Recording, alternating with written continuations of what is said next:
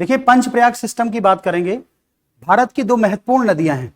उत्तराखंड में देखेंगे तो सतोपंथ ग्लेशियर से अलकनंदा निकलती है, सतोपंथ ग्लेशियर से अलकनंदा रिवर ये निकल रही है, और गौमुख ग्लेशियर से भागीरथी नदी निकलती है।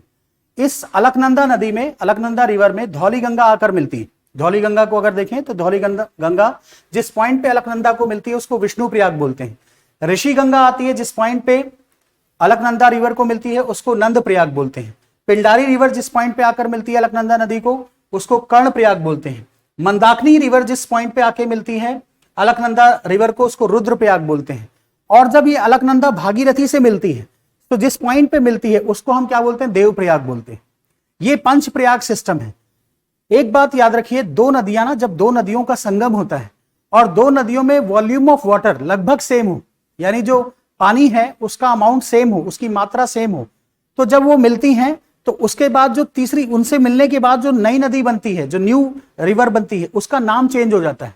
लेकिन अगर मान लो एक नदी है जिसका वॉल्यूम ऑफ वाटर ज्यादा है और दूसरे का वॉल्यूम ऑफ वाटर बहुत कम है, उससे मिल रही है, तो वो मेन रिवर का ट्रिब्यूटरी बन जाती है। यहां पे क्या हो रहा है, भागीरथी नदी, भागीरथी रिवर और ये आपका अलकनंदा रिवर, ये दोनों आती हैं।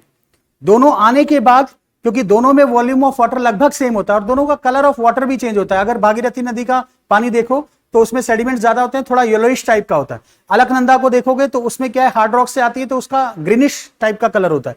जब वो दोनों मिलती हैं तो उसके बाद एक नई नदी का नाम आ जाता है गंगा। क्यों? क्योंकि दोनों का वॉल्यूम ऑफ वाटर सेम है। ये बेसिक कॉन्सेप्ट है ज्योग्राफी का। अब इसके बाद देखिए, ये गंगा नदी बन गई। ये गंगा नदी फिर आगे जाती है तो इलाहाबाद में, जिसको आजकल त्रिवेणी बोलते हैं, संगम बोलते हैं, प्रयागराज बोलते हैं, वहां पे यमुना नदी इससे मिलती है और यमुना नदी मिलती है और फिर सरस्वती नदी मिलती है। तो क्योंकि तीन नदियों का संगम होता है इसलिए उसे त्रिवेणी बोला जाता है।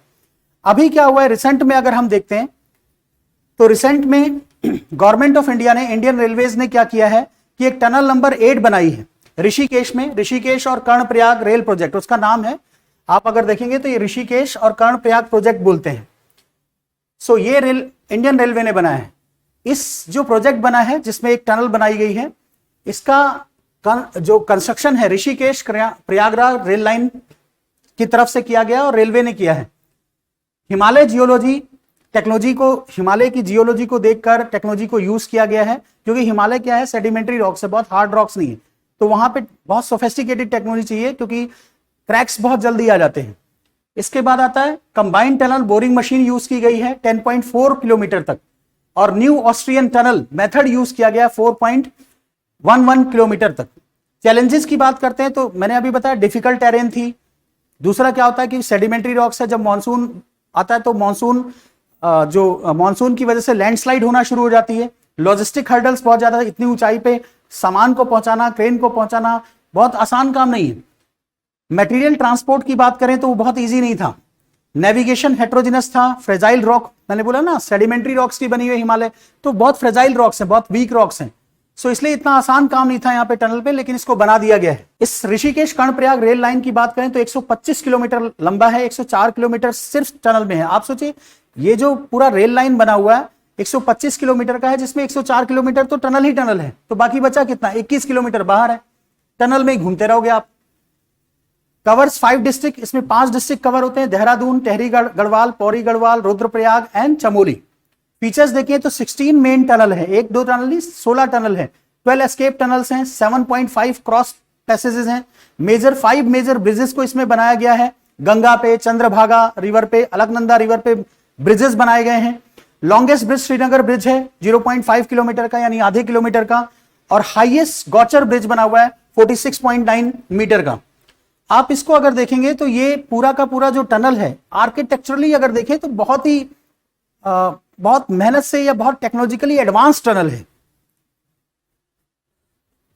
एक्सपेक्टेड इंपैक्ट की बात करते हैं तो completion of tunnel by December 2025 complete हो जाएगी, इलेक्ट्रिफिकेशन हो जाएगा, सिग्नलिंग हो जाएगा, सब कुछ।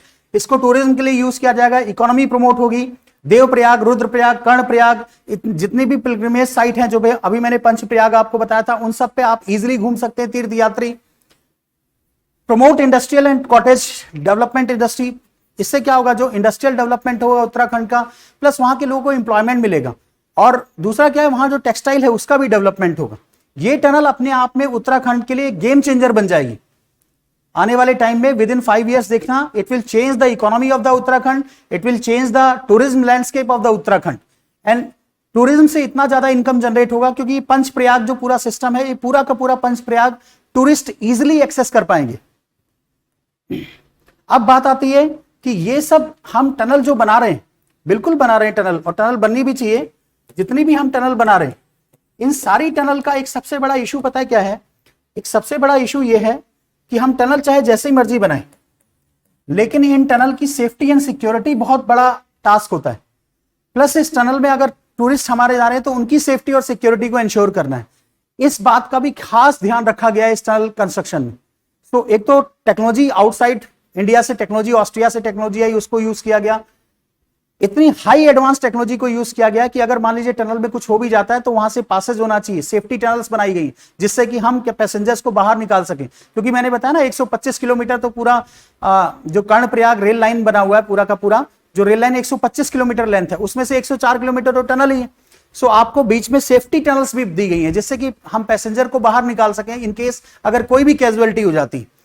सो ये शो करता है कि आने वाले टाइम में इंडिया कितना एडवांस, इकोनॉमिकली कितना एडवांस कोशिश कर रहा है। आप देखिए, हम यहां एडवांसमेंट की बात कर रहे हैं, हम यहां टनल की बात कर रहे हैं, हम यहां टनल प्रोजेक्ट की बात कर रहे हैं। एक एडवांस टेक्नोलॉजी से हम अपने टूरिज्म में, इकोनॉमी में प्रमोशन लाना चाहते हैं, और वहां पाकिस्तान के लोग, पाकिस्तान की अवाम, पाकिस्तान की जनता सिर्फ इस बात पे फोकस कर रही है कि कैसे मोदी को डराया जाए, कैसे भारत को डराया जाए, कैसे भारत में रह रहे हिंदुओं को तड़पा तड़पा के मारा जाए और उनसे कलमा पढ़ाया जाए। उनका दिमाग किस चीज पे चल रहा है? इस चीज पे चल रहा है। इसलिए पाकिस्तान बैकवर्ड होता जा रहा है, इसलिए पाकिस्तान की इकोनॉमी डाउनफॉल हो रही है, इसलिए पाकिस्तान का आवाम जो है वो त्राहिमाम कर रहा है। और अगर ऐसा ही माइंडसेट रहा पाकिस्तान का, हमें अपने डेवलपमेंट पे फोकस करना चाहिए, पाकिस्तान को भी अपने डेवलपमेंट पे फोकस करना चाहिए, ना कि ये पहलगांव, उरी, इस तरह के अटैक पे फोकस करना चाहिए। लेकिन वहां की आवाम, वहां की जनता हूर की परियों को पाने में लगी है, जन्नत के रास्ते की तरफ जा रही है।